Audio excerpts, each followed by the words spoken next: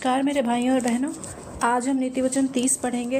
Holi spirit प्रार्थना करती हूँ मैं आपसे कि इसे पढ़ने में मेरी मदद कीजिए और मेरे भाई बहनों को इसके प्रकाशन से भरिए। धन्यवाद। याके के पुत्र आगूर के वचन एक प्रकाशन। यह पुरुष इतियल से अर्थात इतियल और उपकाल से यह कहता है, निश्चय ही मैं हर एक मनुष्य से अधिक बुद्धिहीन हूँ और मुझ में मनुष्य की से समझ नहीं, न तो मैंने बुद्धि प्राप्त की है और न परम पवित्र का ज्ञान मुझे मिला है। कौन स्वर्ग में चढ़कर पुनः उतर आया है? किसने हवा को अपनी मुट्ठी में एकत्रित कर रखा है? किसने समुद्र को अपने वस्त्र में बांध लिया है? किसने पृथ्वी के सिवानों को निर्धारित किया है? उसका अथवा उसके पुत्र का नाम क्या है? तू तो निश्चय जानता होगा। परमेश्वर का एक एक वचन ताया हुआ है। जो परमेश्वर की शरण लेते हैं उनके लिए वह ढाल है। तू उसके वचन में कुछ न जोड़, ऐसा न हो कि वह तुझे डांटे और तू झूठा ठहरे। मैंने तुझसे 2 बातों की याचना की है। मेरे मरने से पहले मुझे देने से मुँह न मोड़। धोखा और झूठ दोनों को मुझसे दूर रख। मुझे न तो धन और न निर्धनता दे। प्रतिदिन की रोटी मुझे खिलाया कर। कहीं ऐसा न हो कि मैं तृप्त होकर तेरा इनकार करके कहूँ, यहोवा कौन है? या मैं घटी में पड़कर चोरी करूँ और अपने परमेश्वर का नाम कलंकित करूँ। किसी दास की उसके स्वामी से चुगली न करना। ऐसा न हो कि वह तुझे धिक्कारे और तू दोषी पाया जाए। ऐसे भी हैं जो अपने पिता को शाप देते हैं और अपनी माता को धन्य नहीं कहते। ऐसे भी हैं जो अपनी दृष्टि में तो पवित्र हैं, फिर भी अपनी गंदगी से धोए नहीं गए हैं।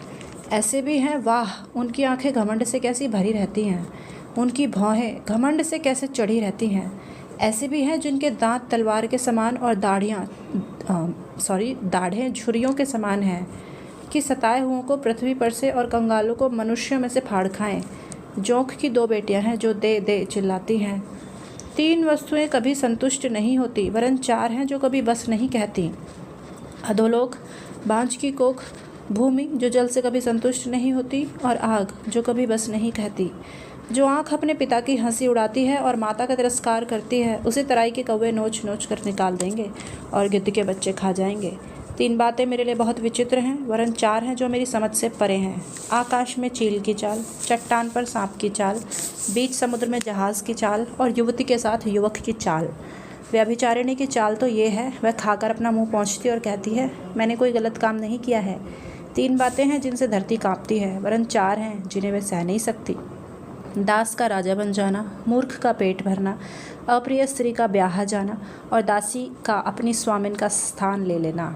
4 जीव पृथ्वी पर छोटे तो हैं, पर वे अति बुद्धिमान हैं। चींटियाँ तो बलवान जाति की नहीं, पर वे ग्रीष्मकाल में अपना भोजन बटोरती हैं। बिज्जू तो शक्तिशाली जाति के नहीं होते, फिर भी वे अपना घर चट्टानों में बनाते हैं। टिड्डियों का कोई राजा नहीं होता, फिर भी वो दल बांध कर चलती हैं। छिपकली को हाथ से पकड़ा जा सकता है, फिर भी राजभवनों में रहती हैं। 3 ऐसे हैं जिनकी चाल राजसी होती है, वरन 4 हैं जो चलते समय शोभायमान दिखते हैं। सिंह जो जानवरों में बलवान होता है और किसी के सामने से पीछे नहीं हटता। अकड़ कर चलता हुआ मुर्गा तथा बकरा, और वह राजा जो अपनी सेना के साथ हो। यदि तू अपने आप को महान बनाकर मूर्ख ठहरा हो या तूने कोई बुरी युक्ति की हो, तो अपने मुंह पर हाथ रख। जैसे दूध को मथने से मक्खन और नाक को मरोड़ने से लहू निकलता है, वैसे ही क्रोध को भड़काने से झगड़ा उत्पन्न होता है। धन्यवाद।